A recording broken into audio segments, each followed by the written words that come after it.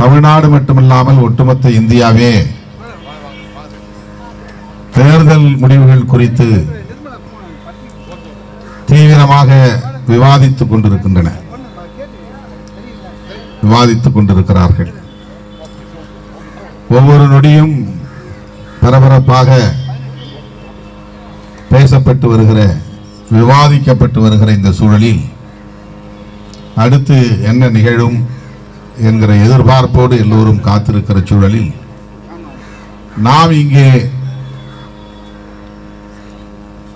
மக்கள் பிரச்சனைகளுக்காக போராட ஒன்று கூடியிருக்கிறோம். தேர்தல் முடிவுகள் வருவதற்கு முன்பே இந்த எரிவாயு விலை உயர்வை கண்டித்து ரயில்வே துறையில் காலி செய்யவிருக்கிற பணியிடங்களை பாதுகாக்க வேண்டும் என்பது குறித்து இந்த ஆர்ப்பாட்டத்தை நடத்த வேண்டும் என்று முடிவு செய்து அறிக்கை வெளியிட்டோம். இன்றைக்கு தமிழ்நாடு முழுவதும் மாவட்ட தலைநகரங்களில் இந்த ஆர்ப்பாட்டங்கள் நடந்தேறியுள்ளன. சென்னையில் இப்போது நடைபெற்றுக் கொண்டிருக்கிறது. இந்திய ஒன்றிய அரசு அல்லது பாஜக அரசு உழைக்கும் மக்களுக்கு எதிரான கொள்கை முடிவுகளை எடுத்து வருகிறது. உழைக்கும் மக்களின் உழைப்பை சுரண்டி வருகிறது.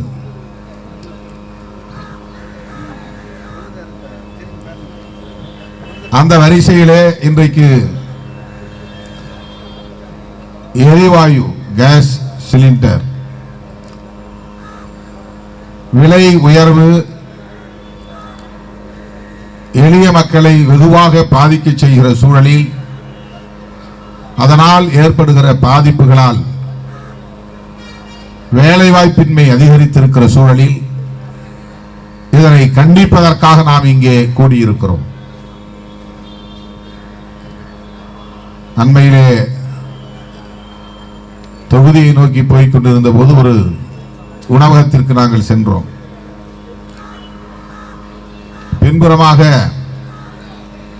உணவகத்திற்கு பின்புறமாக கழிப்பறைக்கு செல்லுகிற போது வெளியிலே பெரிய பெரிய ஸ்டவ் அடுப்பை வைத்து விறகு கட்டையை வைத்து எரித்துக் கொண்டிருந்தார்கள். நிறைய விறகு கட்டைகளையும் பச்சை விறகுகளை அடுக்கி வைத்திருந்தார்கள். நீண்ட காலத்திற்கு பிறகு உணவகங்களிலே இப்படி பார்க்கிற ஒரு சூழல் எனக்கு பார்த்ததும் சற்று அதிர்ச்சி அடைந்தேன்.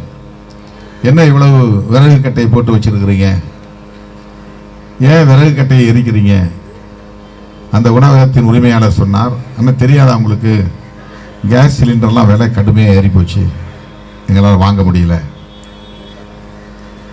அதுதான் விறகு வாங்கி காய போட்டு வச்சிருக்கிறோம், விறகு அடுப்பத்தான் இப்ப பயன்படுத்துகிறோம். இது கிட்டத்தட்ட 3 வாரம், நான் 1 மாதம் இருக்கும் இந்த பிரச்சனை. நேரடியான கள அனுபவம் அது. 70களில் 80களில் நிறைய ஹோட்டல்களில் விறகு அடுப்புகளைத்தான் பார்க்க முடியும். நான் 70களில் சென்னைக்கு வந்த காலத்தில் சாதாரணமான ஹோட்டலுக்கு சாப்பிட போனால் புகை சுற்றி கொள்ளும். அந்த உணவகம் முழுக்க ஒரே புகையா இருக்கும். என்னங்க இவ்வளவு புகையடி? இல்லைங்க, அடுப்பு எரிஞ்சுக்கிட்டு இருக்கு. என்ன விறகு அடுப்பு. அந்த அனுபவம் இருந்ததனால் அந்த விறகு கட்டைகளை பார்த்த உடனே எனக்கு சட்டென்று ஒரு நினைவிலே பழைய காலம் வந்து போனது. ஆக நாடு பழைய காலத்தை நோக்கி திரும்பி போகிறது என்பதற்கு இது ஒரு சான்று. இதுதான் பிற்போக்குத்தனம் சொல்றோம் இல்லையா, அதுதான் இது பொருள். காலம் முன்னே நோக்கி போக வேண்டும், அதற்கு பதிலாக பின்னே நோக்கி போகுது. ஏன் அவங்கள வலதுசாரி பிற்போக்கு சக்திகள் அப்படின்னு சொல்றோம்னா இதுதான் காரணம். அவங்க எடுக்கிற நிலைப்பாடுகள், அவர்கள் எடுக்கிற முடிவுகள் நம்மை பின்னுக்கு தள்ளுகிறது, நம் வாழ்க்கை முறையை பின்னுக்கு தள்ளுகிறது. நாம் கடந்து 40 ஆண்டுகள் கடந்து வந்துட்டோம். ஆனால் மறுபடியும் 50 ஆண்டுகளுக்கு பின்னால் செல்ல வேண்டிய நிலை. கலாச்சார அடிப்படையிலே இன்னும் பின்னால் போக வேண்டும் என்று அவர்கள் எதிர்பார்க்கிறார்கள். 1000 வருடங்களுக்கு முன்னால் நம்முடைய கலாச்சாரம் எப்படி இருந்ததோ அப்படி இருக்க வேண்டும். இதற்காகத்தான் அவர்கள் கட்சி நடத்துகிறார்கள், இதற்காகத்தான் அவர்கள் ஆட்சியில் இருக்கிறார்கள், இதற்காகத்தான் அவர்கள் நம்மோடு போராடி கொண்டிருக்கிறார்கள். முற்போக்காளர்களோடு, முற்போக்கு சிந்தனையாளர்களோடு, புரட்சிகர சிந்தனையாளர்களோடு. அவர்களுடைய அரசியல் அவர்களின், நம்முடைய அரசியல், அவர்கள் அப்படி சொல்லுவது, அவர்களின் அரசியல் நம்முடைய கலாச்சாரத்திற்கு எதிரானவை. கம்யூனிஸ்டுகளின் அரசியல், அம்பேத்கரியவாதிகளின் அரசியல், பெரியாரியவாதிகளின் அரசியல். இன்றைக்கு வல்லரசுகளாக இருக்கிற அமெரிக்கா, சைனா போன்ற நாடுகள்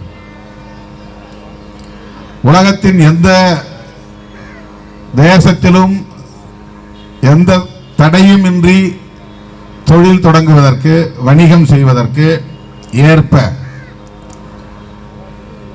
கொள்கையை வரையறுத்துக் கொண்டார்கள். காட் ஒப்பந்தத்தின்படி. அதுதான் உலகமயமாதல், தாராளமயமாதல், தனியார்மயமாதல். இதனை தொடக்க காலத்தில் நாம் 90களிலே கடுமையாக எதிர்த்தோம். முடியவில்லை, இன்னும் பேசிக்கொண்டே இருக்கிறோம். அதன் அடிப்படையில் தான் அரசு துறைகளை எல்லாம், பொதுத்துறைகளை எல்லாம் தனியாருக்கு தாரை வார்த்துக் கொண்டே இருக்கிறார்கள். எல்லாவற்றையும் தனியார்மயமாக்கிக் கொண்டே இருக்கிறார்கள். இது உலகளாவிய அளவில் நாடுகளுக்கு இடையிலே நடந்திருக்கிற ஒப்பந்தத்தின் அடிப்படையில் நடைமுறைப்படுத்தி வருகிற ஒரு செயல் திட்டம். இது அரசாங்கம் எதையும் பொறுப்பெடுத்துக் கொள்ளக்கூடாது. அரசாங்கம் செலவு செய்யக்கூடிய துறைகளை நடத்தக்கூடாது. எல்லாவற்றையும் தனியாருக்கு ஒப்படைத்து விட வேண்டும். இது இந்த ஒப்பந்தத்திலே மிக முக்கியமான ஒரு அம்சம், முக்கியமான ஒரு கூறு. அந்த கொள்கைகளின் அடிப்படையில் தான் டெல்லியிலே உருவாகிற அரசு, அது எந்த அரசாக இருந்தாலும், அது காங்கிரஸ் அரசாக இருந்தாலும், பாஜக அரசாக இருந்தாலும், அந்த அடிப்படையில் தான் பொருளாதார கொள்கைகளை வரையறுக்கிறார்கள், செயல் திட்டங்களை தீட்டுகிறார்கள். ஒவ்வொரு பொதுத்துறையையும் மெல்ல மெல்ல தனியார் மயமாக்கிக் கொண்டே வருகிறார்கள். ஒரு துறையை நேரடியாக மொத்தமாக தனியாரிடம் ஒப்படைத்தால் மக்களிடத்திலே கடும் எதிர்ப்பு வரும் என்பதனால் அதனுடைய பங்குகளை கொஞ்சம் கொஞ்சமாக விற்பது தனியாருக்கு. மொத்தமாக நாங்கள் கொடுக்கவில்லை, கொஞ்சம் தான் தனியாருக்கு ஒப்படைக்கிறோம். இப்படி தனியார்மயமாதலை மெல்ல மெல்ல அதிகரித்து இன்றைக்கு விமான நிலையங்கள் எல்லாம் அரசின் கட்டுப்பாட்டில் கிடையாது. அதானி, அம்பானி போன்றவர்களின் கட்டுப்பாட்டுக்குள்ளே போய் கொண்டிருக்கிறது. துறைமுகங்கள் எல்லாம் அரசின் கட்டுப்பாட்டில் இருந்து மெல்ல நழுவிக்கொண்டே இருக்கிறது. தனியார் துறைமுகங்களை கட்டுவதற்கு, நிர்வாகம் செய்வதற்கு சட்டம் இடம் கொடுக்கிறது. உலகத்தில் எந்த நாடும் அவனுடைய வணிகத்தை, அதாவது வியாபாரத்தை, அவனுடைய தொழிலை அவன் இருக்கிற இடத்திலிருந்தே செய்ய முடியும். அமெரிக்காக்காரன் இந்தியாவுக்கு வந்து இடம் பிடிச்சு ஒரு தொழிலை தொடங்க வேண்டும் என்று இல்லை. அவன் கையில் ஒரு டெக்னிக்கல் நோகம் இருந்தால் போதும், ஃபார்முலா இருந்தால் போதும், பேட்டன் ரைட் இருந்தால் போதும். அங்கே இருந்து கொண்டு இங்கே அந்த தொழிலை அவனால் நடத்த முடியும், முதலீடு செய்ய முடியும். அவனுடைய ஆலை எங்கே இருக்கிறது என்பது கூட அவனுக்கு தெரியாது. ஆனால் அவனுக்கு ஷேர் போய்கொண்டே இருக்கும், லாபம் அவனுக்கு போய்கொண்டே இருக்கும். யார் இங்கே நிலத்தை கையகப்படுத்துகிறார்கள், யார் இங்கே நிறுவனத்தை கட்டமைக்கிறார்கள், யார் இங்கே உற்பத்தியை செய்கிறார்கள், யார் தொழிலாளர்களாக இருக்கிறார்கள், யாரை வேலைக்கு நியமனம் செய்திருக்கிறார்கள், எதுவும் அவனுக்கு தெரியாது. நீங்க கேள்விப்பட்டிருப்பீர்கள் அவுட் சோர்சிங் வார்த்தை இன்றைக்கு பரவலாக எல்லோரிடையும் புழக்கத்தில் இருக்கும். அரசாங்கம் எதையும் செய்ய வேண்டியதில்லை, வெளியில கொடுத்து செஞ்சு வாங்கி. உனக்கு சாஃப்ட்வேர் வேணுமா, அதுக்குன்னு தனியார் கம்பெனிகிட்ட கொடுத்து அவன் ஆர்டர் பண்ண அவன் செஞ்சு கொடுப்பான். உனக்கு உற்பத்தி பனியன் வேணுமா, பனியனை வேற ஆள்கிட்ட கொடுத்து செஞ்சுக்கோ, நீ செய்யாத. பேப்பர் வேணுமா, வெளியில ஆளை கொடுத்து ஆர்டர் பண்ணி வாங்கிக்கோ. வேலைக்கு ஆள் வேணுமா, கான்ட்ராக்டர்கிட்ட ஒப்படைச்சிரு. அவனோட நீ கான்ட்ராக்டர்கிட்ட மட்டும் ஒப்பந்தம் வச்சுக்கோ. இந்த கான்ட்ராக்டர் ஒப்படைச்சிட்டேன், தொழிலாளர்களை தேர்வு செய்ய வேண்டிய பொறுப்பு உனக்கு. அவனோடு இருக்கிற டீலிங் உனக்கும் அவனுக்கும் தான், நிறுவனத்துக்கு கிடையாது. வேலையில வச்சுக்கிறதும் வேலையிலிருந்து நீக்கிறதும் அவனுக்கு சம்பளம் கொடுக்கறதும் கொடுக்காததும் அந்த சம்பளத்தை உயர்த்துறதும் உயர்த்தாததும் அது உன்னுடைய பொறுப்பு. இப்படி நியூ ரெக்ரூட்மெண்டே பண்ணக்கூடாது, புதிய வேலை வாய்ப்பை உருவாக்க கூடாது, புதிதாக வேலைக்கு ஆள் எடுக்க கூடாது, ஆட்களை குறைக்க வேண்டும், தொழிலாளர்களை ஒப்பந்ததாரர்களின் மூலம் பயன்படுத்திக் கொள்ள வேண்டும். அமெரிக்காவில் இருக்கிற அத்தனை பேருக்கும் டி ஷர்ட் வேண்டும், ஆனால் டி ஷர்ட் ஆலையை அங்கே உருவாக்க கூடாது. அது எது தேர்ட் வேர்ல்டு கண்ட்ரிஸ், மூன்றாம் உலக நாடு எதுவோ, வளர்ச்சி அடையாமல் வளர்ச்சிக்காக போராடி கொண்டிருக்கிற நாடுகள் எங்கே உள்ளனவோ அங்கே அவனுக்கான ஆலையை நிர்மாணிப்பது. அங்கன்னா அவன் நிலத்தை கையகப்படுத்தணும், அங்கே தொழிலாளர்களை நியமனம் செய்யணும், அங்கே தண்ணீரை பயன்படுத்தணும், ரா மெட்டீரியல்ஸ் நிறைய அவனுக்கு தேவைப்படும். அது எல்லாமே தேவையில்லை, எல்லாம் திருப்பூரில் செய். கழிவுகள் எல்லாம் திருப்பூர் ஆற்றிலே, தமிழ்நாட்டு ஆற்றிலே கலந்து விடு. காற்றை தமிழ்நாட்டிலேயே மாசுபடுத்திக்கொள், அமெரிக்காவிலே மாசுபடுத்தக்கூடாது. தண்ணீரை நஞ்சாக்க கூடாது, காற்றை நஞ்சாக்க கூடாது. ஆனால் அவனுக்கு ஆடை வேண்டும், ரெடிமேட் டிரெஸ்ஸஸ் வேணும், ஆயத்த ஆடைகள் வேண்டும். இப்படித்தான் எல்லா உற்பத்திகளையும் செய்கிறார்கள். இவற்றையெல்லாம் செய்வதற்கு ஏற்ப அவர்கள் உருவாக்கி கொண்ட ஒரு கோட்பாடுதான் உலகமயமாதல், தாராளமயமாதல், தனியார்மயமாதல். ஆக வேலை வாய்ப்பின்மை என்பது திட்டமிட்டு உருவாக்கப்படுகிறது. அரசு துறைகள் இருந்தால் தானே நீ இடஒதுக்கீடு கேட்பாய், பொதுத்துறைகள் இருந்தால் தானே இடஒதுக்கீடு கேட்பாய். அரசு துறை இல்லை, பொதுத்துறை இல்லை, தனியார் துறையில் ஒன்றால் போய் கேட்க முடியாது. தனியார் துறைகளில் இடஒதுக்கீடு இல்லை, தனியார் துறைகளில் போய் நீ சமூக நீதியை பற்றி பேச முடியாது. ஒரு காலத்தில் பின்னால் அது போராட்டமாக வெடிக்கலாம், புரட்சியாக வெடிக்கலாம்.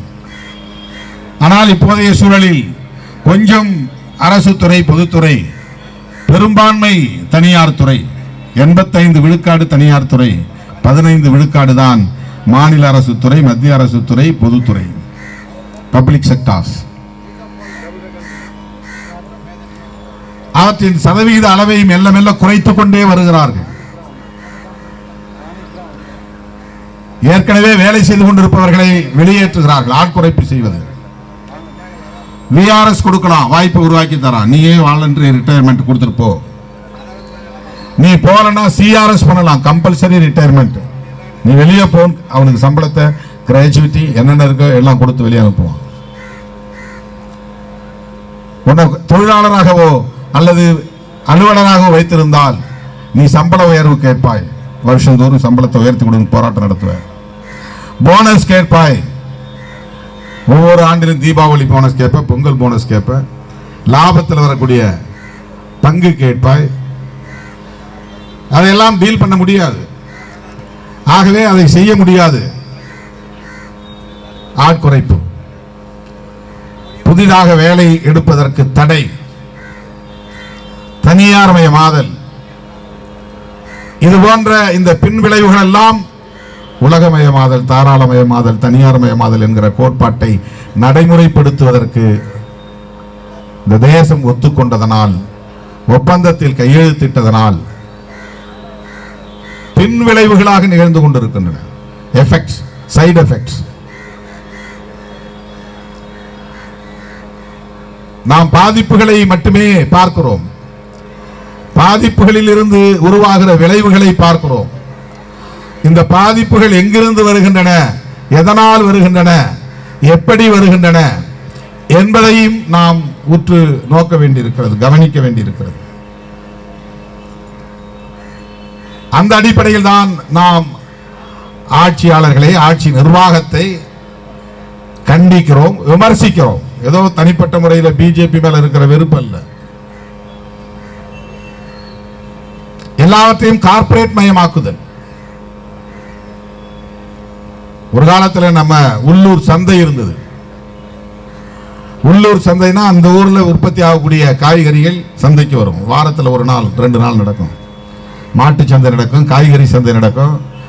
திருவிழா காலத்தில் எல்லா பொருள்களும் பெறக்கூடிய வகையில் ஒரு சந்தை நடக்கும். இவையெல்லாம் உள்ளூர் மக்களுக்கான தேவையை பொறுத்து உள்ளூரிலேயே உற்பத்தி ஆகிற பொருட்கள்.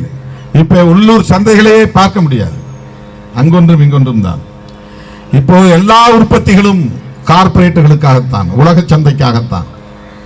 நீ அரிசி உற்பத்தி செய்வதாக இருந்தாலும் நமக்காக இல்லை, கோதுமை உற்பத்தி செய்வதாக இருந்தாலும் அது உலக சந்தைக்காகத்தான், ஆடைகள் உற்பத்தி செய்வதாக இருந்தாலும் அது உலக சந்தைக்காகத்தான், சர்வதேச சந்தைக்காகத்தான். எல்லாவற்றையும் மெகா உற்பத்தி, எந்திரமயமாக்கி ஆளை வச்சு வேலை செய்ய வேண்டாம். பருத்தியை போட்டா நூலாயிரும், நூல் வந்து ஆடையாகிவிடும். அதை மடித்து பார்சல் செய்து அனுப்பிவிட முடியும்.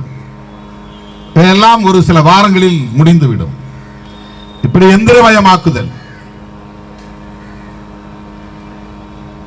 இதன் மூலம் புதிதாக ஆள் சேர்க்க, ஆள் எடுக்காமல் தடுப்பது, தவிர்ப்பது, குறைப்பது.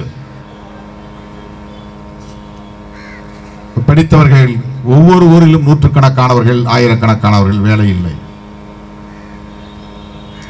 இந்த வேலை வாய்ப்பு நாளுக்கு நாள் பெருகிக் கொண்டே போகிறது.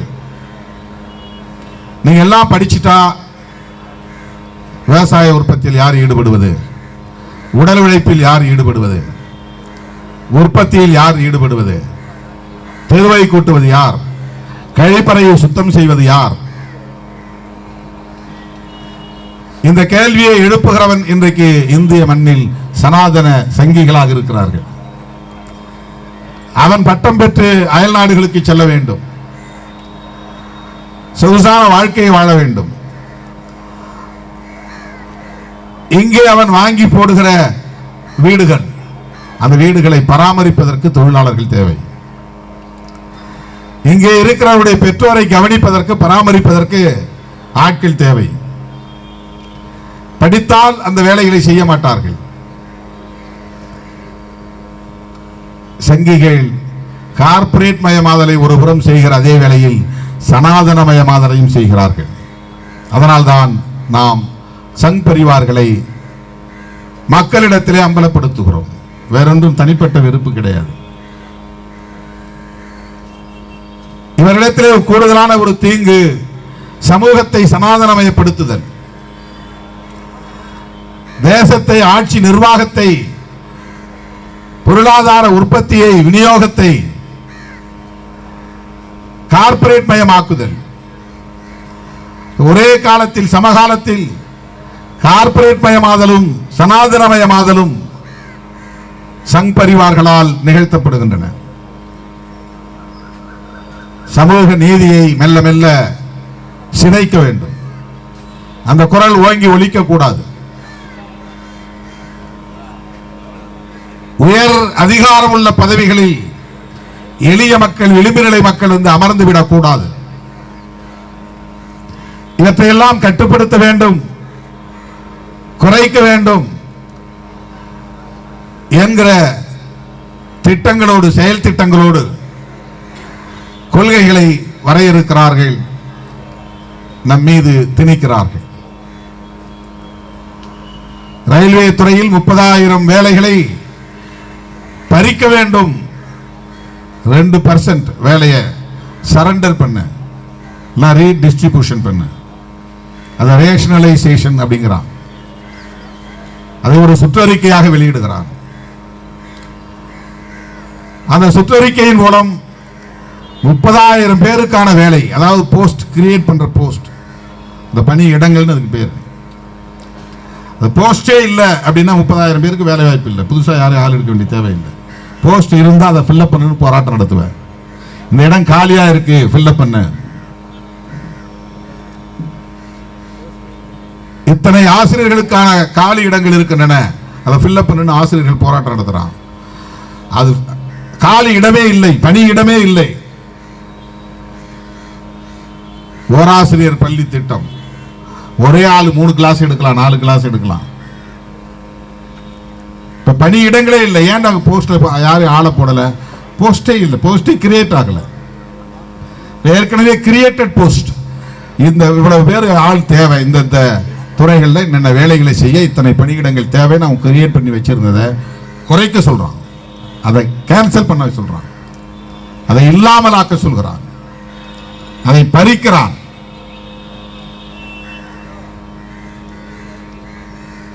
இந்த நுட்பமான ஒடுக்குமுறை இது. இந்த மாதிரி போஸ்டே கிரியேட் ஆகலன்னா நீ எம்ஏ படிச்சிருந்தாலும் எம்ஏ பிஹெச்டி படிச்சிருந்தாலும் உன்னுடைய சர்வைவலுக்காக, உன்னுடைய வாழ்க்கைக்காக, உன் குடும்பத்தினர் வாழ்க்கைக்காக, வாழ்வாதாரத்திற்காக நீ மறுபடியும் பின்னோக்கி செல்ல வேண்டிய தேவை. நீ போய் கழனிகளில் வேலை செய்யணும் அல்லது தெருவில் வேலை செய்யணும். இதனால்தான் அவர்களை வலதுசாரி பிற்போக்கு சக்திகள் என்று நாம் சொல்லுவோம். முற்போக்கான சிந்தனைகள் இல்லை, எளிய மக்களை பற்றிய கவலை இல்லை, உழைக்கும் மக்களின் உழைப்புக்கு மதிப்பில்லை. எனவேதான் பொய் சொல்லி அவர்கள் ஆட்சிக்கு வந்த நிலையிலும் ஒவ்வொருவருடைய வங்கிக் கணக்கில் 15 லட்சம் ரூபாய் போடுவேன் என்று சொன்ன மோடியால் போட முடியவில்லை. அது போடுவது அவர்களின் நோக்கம் இல்லை, இது ஒரு கவர்ச்சி முழக்கம். ஆண்டுக்கு 1 கோடி பேருக்கு வேலை வாய்ப்பு, இதுவரையில் அவர் வாய் திறக்கவில்லை. 12வது ஆண்டிலே அவர் பிரதமராக இப்போது பணியாற்றி கொண்டிருக்கிறார். 12 வருஷமா பிரதமராக இருக்கிறார். ஆண்டுக்கு 1 கோடி பேருக்கு வேலை, ஆனால் லட்சக்கணக்கானவருடைய வேலைகளை பறித்திருக்கிறது மோடி அரசு. இருந்த பணியிடங்களையும் பறித்திருக்கிறது மோடி அரசு. கச்சா எண்ணெயை பற்றி தோழர் இங்கே சொன்னார். கச்சா எண்ணெய் என்றால் பண்படாத எண்ணெய், பண்படாத எண்ணெய் என்றால் சுத்தம் செய்யப்படாதது. அதிலிருந்து தான் பெட்ரோல், டீசல் போன்றவற்றை உற்பத்தி செய்கிறோம். குரூட் ஆயில், குரூட் ஆயில் வடமொழியில கச்சா, ஹிந்தியில, இங்கிலீஷ்ல குரூட் ஆயில். அத அவன் சர்வதேச சந்தையில ரொம்ப குறைந்த விலையில விற்பனை செய்யறான். அங்க விலை குறைகிறது, ஒரு கண்டெய்னர் விலை குறையுதுன்னு சொன்னா, இவ்வளவு டாலர் குறையுதுன்னா பெட்ரோல் டீசல் விலை குறையணும். ஆனா பெட்ரோல் டீசல் விலை ஏத்துற மாதிரி இருக்கும்.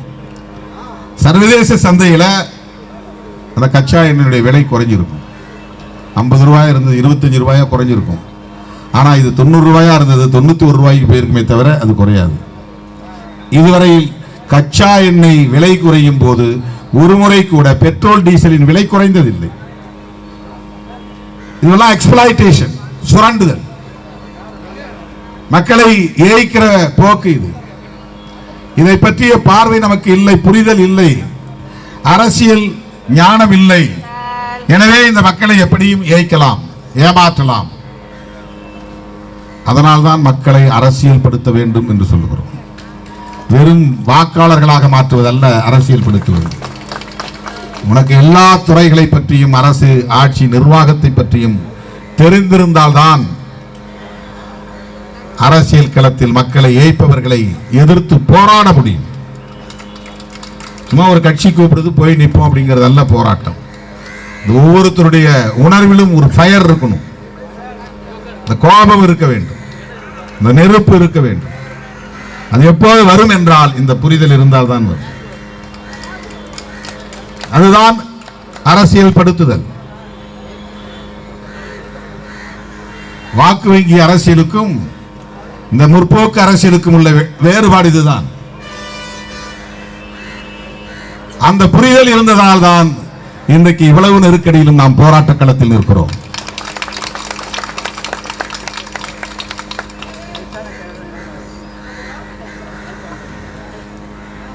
இடதுசாரிகளும் திருமாவளவனும் என்ன முடிவெடுக்க போகிறார்கள்?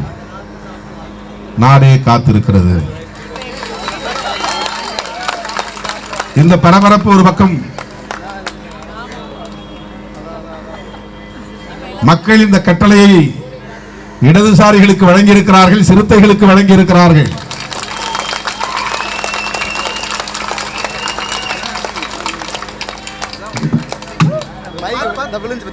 நான் பெருமிதத்தை சொல்லவில்லை, பெருமைக்காகவும் பேசவில்லை. காலம் எப்படிப்பட்ட பொறுப்பை நம் கைகளில் தந்திருக்கிறது, எப்பேற்பட்ட சுமையை நம் தலையிலே சுமத்தி இருக்கிறது. தோழர்களே, பல பேரும் பலவிதமா ஆசை காட்டுறாங்க. அது கிடைக்கும், இது கிடைக்கும், அங்கே போனால் வாரலாமா, இங்கே போனால் அல்லலாமா என்று கருதக்கூடியவர்கள் அல்ல சிறுத்தைகளும் இடதுசாரிகளும்.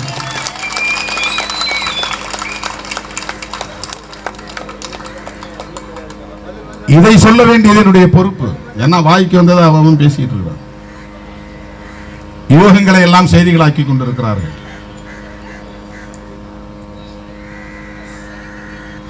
எது சரியோ, எதை செய்ய வேண்டுமோ அதை செய்ய வேண்டும் என்கிற அந்த பொறுப்புணர்வோடு தான் நான் இடதுசாரிகளோடு இணைந்து முடிவெடுப்போம் என்று சொல்லியிருக்கிறேன்.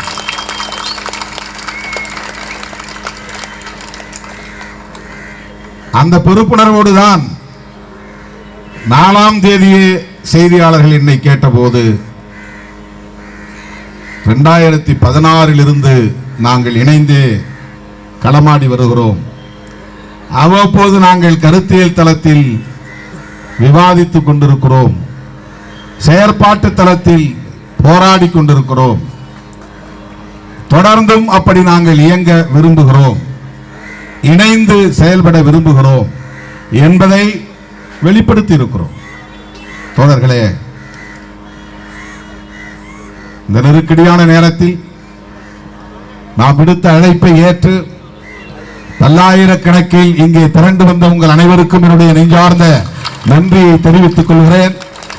இந்திய ஒன்றிய அரசே எரிவாயு விலையை குறைக்க வேண்டும், கடந்த காலங்களில் இருந்தபடி மானியம் வழங்க வேண்டும், ரயில்வே துறையில் பணியிடங்களை பறிக்கிற முயற்சியை கைவிட வேண்டும் என்று வலியுறுத்தி வாய்ப்புக்கு நன்றி கூறி முடிக்கிறேன். நன்றி, வணக்கம்.